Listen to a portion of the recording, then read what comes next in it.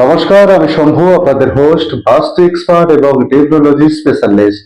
আজ আপনাদের জানানোর চেষ্টা করব বাস্তুশাস্ত্র নিয়ে, বিশেষ করে বাস্তুতে বা আপনি যেখানে বসবাস করেন কিংবা আপনার অফিস বা বিজনেসের জায়গা, সেই জায়গাতে কি ধরনের ছবি কি আপনি ব্যবহার করছেন, যা আপনার জীবনে পজিটিভ নাকি নেগেটিভ, অর্থাৎ আপনার জীবনে ভালো কিছু নিয়ে আসতে চলেছে নাকি খারাপ কিছুকে আকর্ষণ করছে, তা তুলে ধরবো আজকের এই ভিডিওর মাধ্যমে।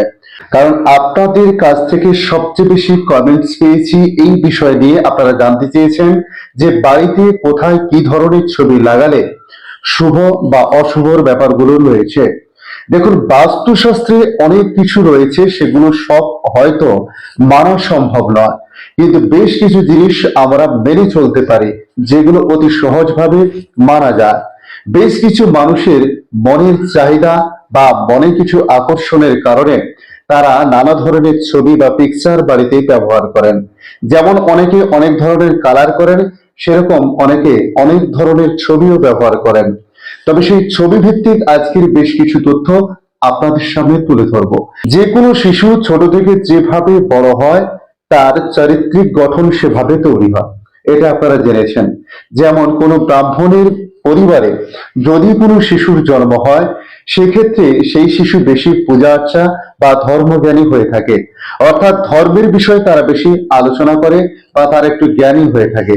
কিন্তু অন্য বিষয় হয়তো তাদের দক্ষতা তত না থাকলেও এই ধার্মিক বিষয় বা ধর্মের বিষয় তারা কিন্তু অনেক বেশি ওয়াকিবহল বা তারা বেশি অনেক জ্ঞানী হয়ে থাকে।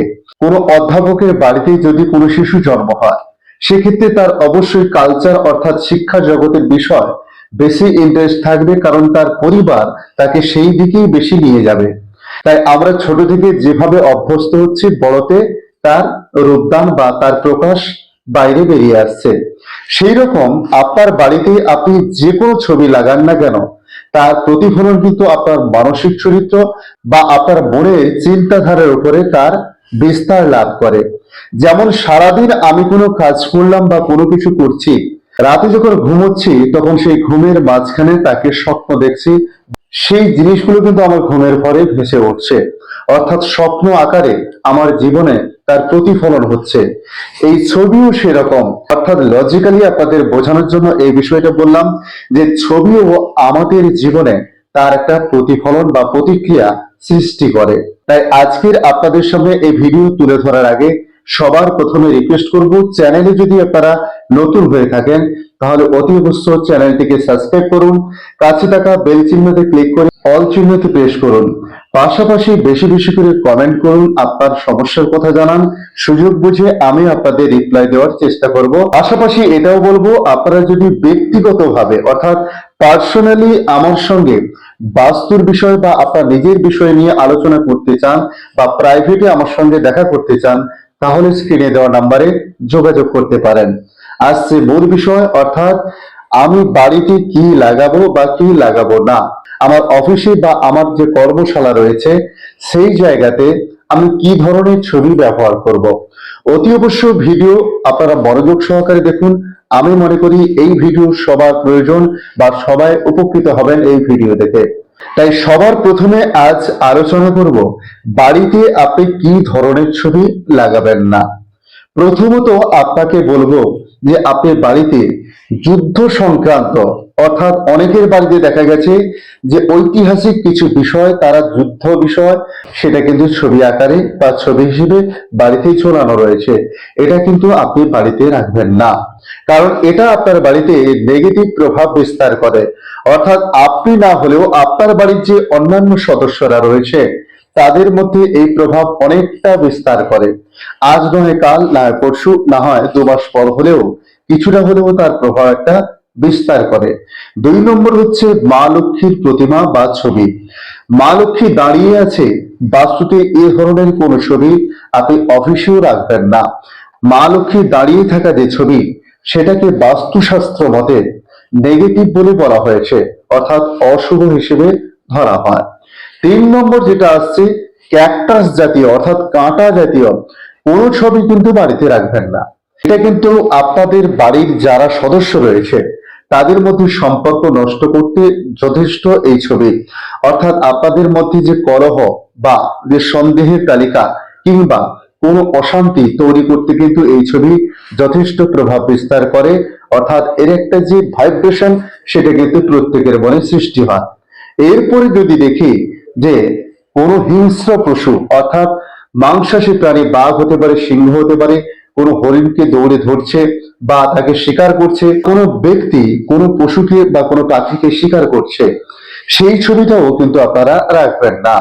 তাতেও কিন্তু নেগেটিভ প্রভাব আপনার বাড়িতে বা আপনার অফিস কার্যালয়ে পড়তে পারে। এরপরে আসবো ভগবান শিবের নটরাজ মূর্তি কিংবা শিবের যে রুদ্র মূর্তি, সেই মূর্তি আপনারা বা সেই ছবি আপনারা বাড়িতে রাখবেন না। এটা কিন্তু বাড়িতে অনেকটা নেগেটিভ কাজ করে। অর্থাৎ বাড়িতে আপনি কি চাইছেন, এরকম উগ্র তাণ্ডব নাকি সুস্থভাবে থাকা, কোনটা? সেই বিষয়গুলো মাথায় রেখে যদি বলতে হয় তাহলে এই ছবিকেও কিন্তু বর্জন করা উচিত।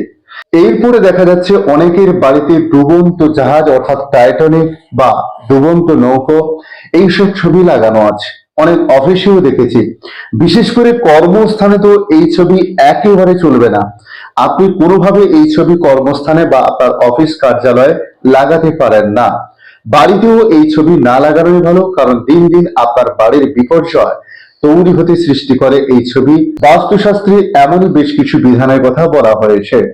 তার সঙ্গে যদি বলা হয় অনেকের বাড়িতে মানে প্রায় দেখা গেছে মহাভারতের কুরুক্ষেত্রের বেশ কিছু ছবি রয়েছে, কুরুক্ষেত্রের কোনো ছবি মহাভারতের সেটা কিন্তু রাখবেন না। এটা কিন্তু রাখাও কিন্তু বাড়ির ক্ষেত্রে দেখা গেছে নেগেটিভ পয়েন্ট তৈরি করে। অর্থাৎ আপনার বাড়িতে আপনি কুরুক্ষেত্রের কোন ভাবনাকে তুলে ধরার চেষ্টা করেছেন সেটা কিন্তু এখানে যথেষ্ট প্রাধান্য পায়। তাই এই কুরুক্ষেত্রের কোন ছবি আপনার বাড়িতে রাখবেন না।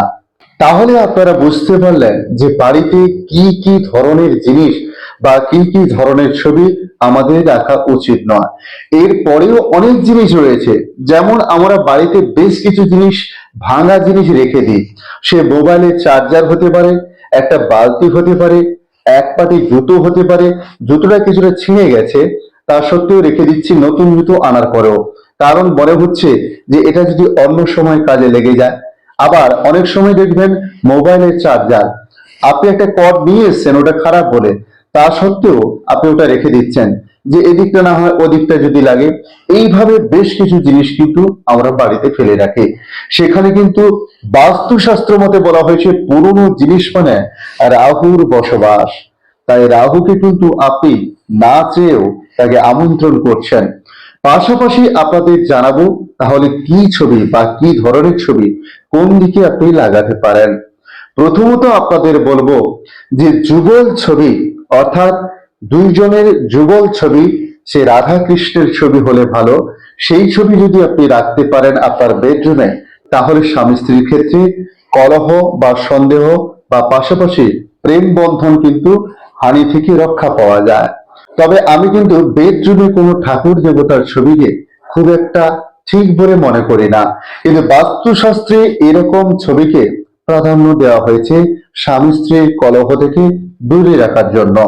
এরপরে আছে ছেলে মেয়েদের পড়ার যে ঘর রয়েছে, অর্থাৎ যেখানে তারা পড়ছে, সেই ঘরে কি ছবি লাগাতে পারি? অবভিয়াসলি আপনি মা সরস্বতীর ছবি লাগান, উত্তর দেওয়ালে লাগাতে পারেন। উত্তর দেওয়ালে এই ছবি লাগালে আপনার ছেলে মেয়ের পড়ার দিকে অগ্রগতি বাড়বে, বাস্তুশাস্ত্রে বলা হয়েছে। এরপর আপনি পঞ্চমুখী হনুমানের ছবি আপনার গৃহের অগ্রভাগ বা প্রথম ভাগে লাগাতে পারেন। তাহলে কি হবে, আপনার বাড়িতে যে নেগেটিভ প্রভাব আসছে তাকে কিন্তু দূরে রাখতে সাহায্য করে এই ছবি।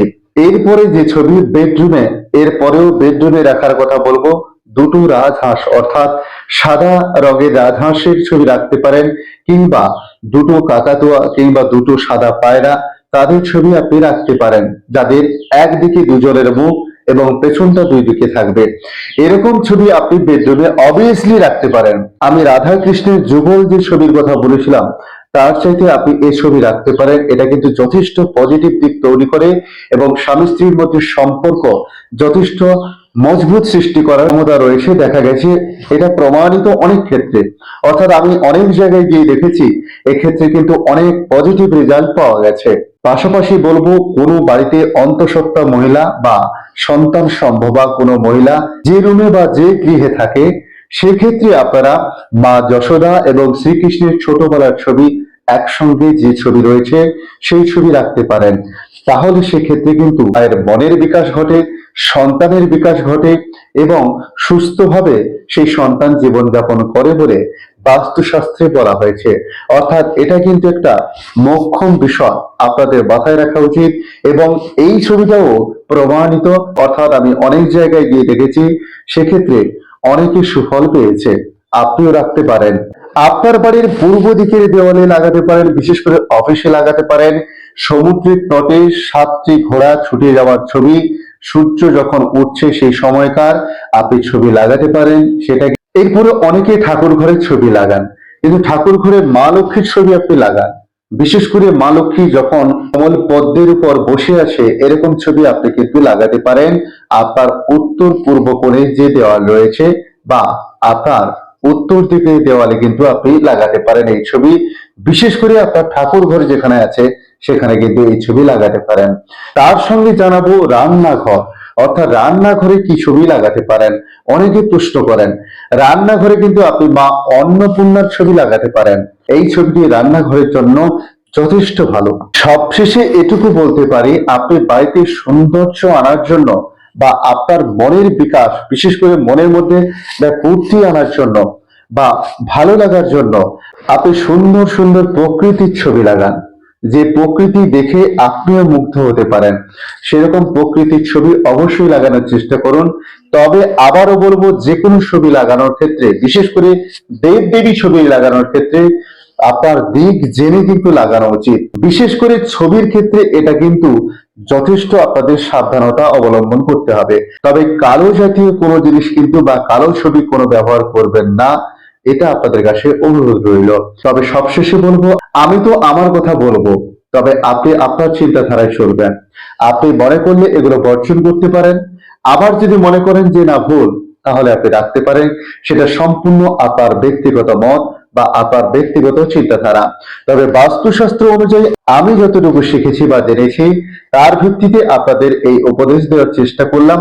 আশা করি এটা মানলে আপনাদের অনেক লাভ, বই কি ক্ষতি হবে না, তাই এটা আপনারা মানতে পারেন। আজ এই পর্যন্ত, থেকে ভালো থাকবেন। আগামী পর্বে আবার দেখা হচ্ছে নতুন একটি টপিক নিয়ে। আশা করি আপনাদের ভিডিওটি ভালো লেগেছে। আপনাদের মধ্যে লুকিয়ে থাকা সকল পরমাত্মাকে আমার কোটি কোটি প্রণাম। রাধে রাধে, জয় শ্রীকৃষ্ণ, জয় জয় বজরংবলী।